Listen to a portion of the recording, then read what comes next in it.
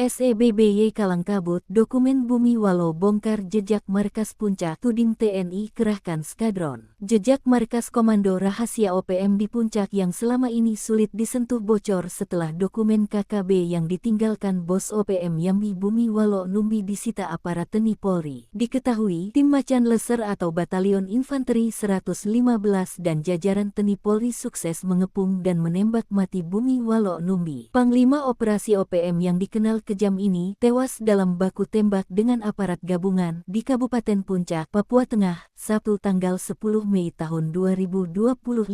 Bumi Walau Numbi dikenal sadis ini disergap aparat saat berada di Honai Kampung Kalome, distrik Ilamburawi. Ia pernah menembak Sertu Ismunandar pada tanggal 17 Maret tahun 2025, terlibat dalam penembakan Alam Ronald Henok anggota Polres Puncak Jaya pada tanggal 21 Januari tahun 2025.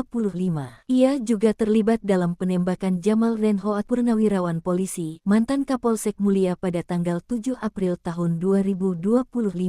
Juga pernah menembak seorang tukang ojek di Puncak Jaya, Papua Tengah dengan korban bernama Husen, Rabu tanggal 19 Juni tahun 2024 pukul 15.30 waktu Indonesia Timur, di sekitar pos Merah Putih Satgas Yonif 115 ml. Juru bicara Sebi Sambom mengatakan TNI drop pasukan dalam jumlah besar, bahkan melakukan serangan bom dan roket serta memantau pergerakan OPM dengan drone dan helikopter. Namun, Kepala Penerangan Kodam Cenderawasih, Kolonel Chandra Kurniawan mengatakan, aparat TNI melakukan penindakan terhadap kelompok OPM pimpinan Bumi Walau Numbi. Dalam operasi itu, tokoh OPM tewas tertembak. Dalam operasi itu, aparat berhasil mengamankan sejumlah barang bukti berupa amunisi pistol, 3 unit ponsel, 100 anak panah, parang, kapak, bendera bintang kejora, 3 sarung pistol, ransel. Lalu dokumen milik OPM, serta barang bukti lainnya. Diduga dokumen ini berisi rahasia markas Komando OPM yang selama ini tak tersentuh di Puncak.